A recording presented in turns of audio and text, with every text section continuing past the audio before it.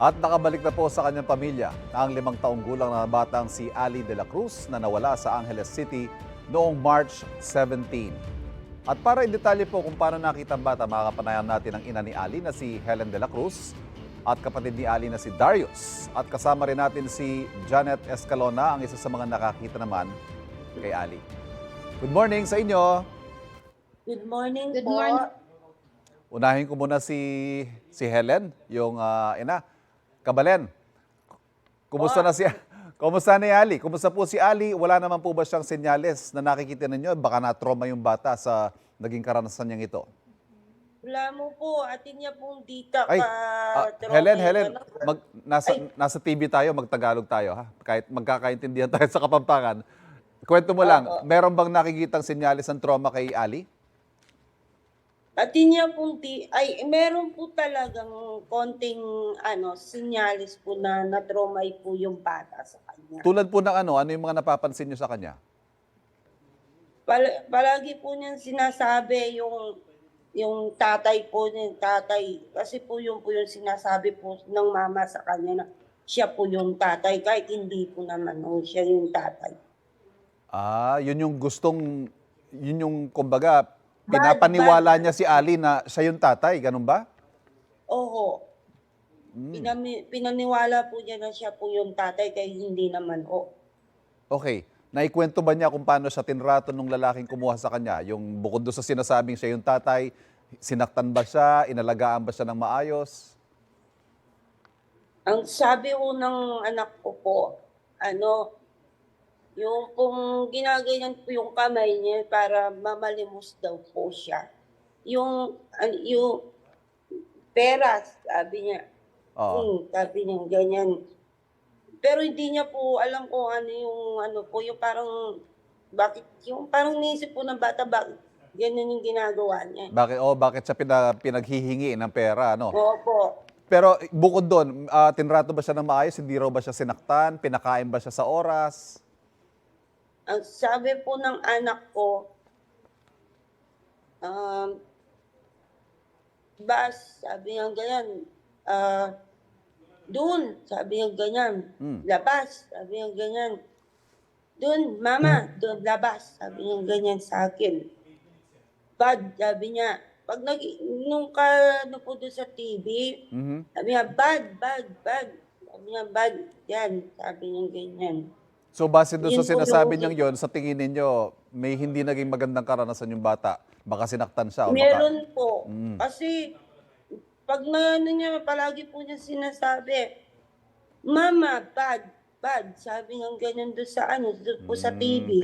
Tinuturo Kasi niya. pinapanood namin yung Yes. Oo. Yun lang po. Helen, desidido ba Sabi niya, kayong... pinipitik daw po siya pinipitik yung kamay niya. Opo. Oho. Desidido ba kayo, Helen, na tuluyan yung lalaki na kasuhan siya? Ay, sure po. Talaga po. Kahit sinasabi niya na wala siyang masamang intensyon, inalagaan daw niya at baka daw kung saan mapunta. Opo. Talaga pong desidido po kami. Kasi po, bilang ina, masakit po na yung anak ko po na kukunin niya na lang po ng basta. Alam niyo ba, yung anak ko po, sobra po mahal na mahal po namin yan. Kahit hindi mo po mga pamangkin ko po, talagang alagang-alaga po talagang, lalo na po ang ate ko at nanay ko po. Kahit sino magulang siguro, maintindihan yung sinasabi ninyo. Maski po kabibahay po namin dahil po ang bata po, malambing po. Yes. Oo, nakikita naman ng mga tao yun, lalo't pag napapanood natin si Ali sa TV, napaka masayahin, napaka bibo. Anyway, kausapin natin sa puntong ito si Janet. Janet, good morning sa'yo. Good morning po. Janet, ikaw ba mismo yung tumawag sa pamilya ni Ali? Pakikwento nga sa amin kung paano mo siya nakita at paano mo na-connect yung bata sa kanyang pamilya. Yun nga po, nung umaga po kasi, niyaya ko po yung asawa ko, pumunta po kami sa Holy Cross, bibili po kami. Tapos po doon ko po nakita yung bata na pinapalitan ng kuya ng diaper, tsaka ng damit. Sinabi ko po doon sa asawa ko na, yun yung batang sabi ko na pinalabas sa TV. Sabi ko yung old na nawawala sa Pampanga. Sabi po nung asawa ko, Hindi, parang hindi naman siya yun. Pinilit ko yung asawa ko, sabi ko, balikan natin kasi alam ko na siya talaga yun. Ah, Tapos, inano ko yung kuya, tinanong ko, kuya, anak mo po ba yan? Ang sagot niya sa akin, oo, anak ko to. Sabi niya sa akin. pero nung, Tapos nung nadaanan nyo sila, Janet, nung nadaanan nyo sila, meron ka bang napansin na kahinahinala sa inaasta nitong mama? Ika mo, Opo. pinapalitan niya ng diaper sa kalsada? Opo. Sa kalsada niya ginagawa yon? Opo, sa kalsada po. Okay. Sige, go ahead. Tapos, kinumpronta mo, tinanong mo kung anak niya, sabi niya, oo. Opo, Ano anak yung niya daw susunod po. mong ginawa nun? Duda po ako dun sa sabi niya na anak niya eh. Kasi sure po talaga ako na hindi po kanya yun kasi napanood ko nga po yung Na mukha missing, ng oo. bata. Tapos di ginawa ko po, nagtawag, humingi po ako ng tulong dun sa ibang tao kasi wala po akong dalang phone nung time na yun eh. Yes, yes. Para ma-confirm ko po sana kung yun po talaga yung bata. Lumapit po ako sa iba na baka may cellphone sila na pwede ko lang i-search yung mukha ng bata para mapatunayan ko lang. Ginawa kaya binitbit niya po yung bag niya. Tapos sila nung bata, sabi ko, kuya lang, sabi ko, baka pwedeng kung anak mo talaga siya, kuya, sabi ko, baka pwedeng sa barangay tayo.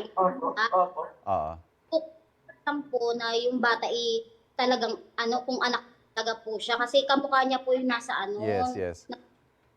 Pero Tapos Janet, ito talagang pinush mo, ika nga, no? Talagang pinaglaban mo. Kumbaga, desidido ka at kumbinsido ka na ito yung batang nakita mo at gusto mo talaga siyang maibalik sa kanyang pamilya. Bakit ganun yung pakiramdam mo, Janet? Kasi po may anak din po akong babae eh. Alam ko po yung pakiramdam ng kung saan ba natutulog yung bata, kung kumakain na po ba. Kaya sabi ko sa asawa ko, wag po naming iwan yung bata hanggat hindi ko na-confirm na yun nga talaga yung bata. Hanggang sa po kami sa barangay. Yes. Tapos sabi ko, tawagan natin yung number ng magulang, tapos i-video call na nga po. At Nung yan. pinakita, yun na nga po. At dahil sa pagpupursige mo, Janet, na mangyari lahat yan, naging happy ending itong paghahanap natin kay Ali. Janet, again, maraming salamat sa iyo. Helen, baka may mensahe ka para kay Janet. Janet, ako si Helen, malaking pasasalamat ko sa inyong dalawang mag-asawa. Hindi ko makakalimutan yung ginawa ninyo. Sobrang-sobrang galak ko sa nagawa mo sa amin. Sana pagpalain kayo ng inyong asawa ninyo ng Diyos, ng magandang buhay. At saka,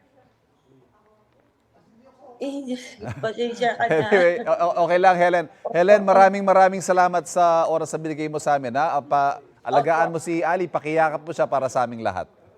Ay, salamat po rin. At kay sa Janet, inyo, siyempre. salamat. Janet, sa inyong mag-asawa, maraming salamat. Mabuhay kayo. Salamat po. Kapuso, para laging una ka sa mga balita, bisitahin at mag-subscribe sa GMA Integrated News sa YouTube. Sa mga kapuso abroad, samahan nyo kami sa GMA Pinoy TV at sa www.gmanews.tv.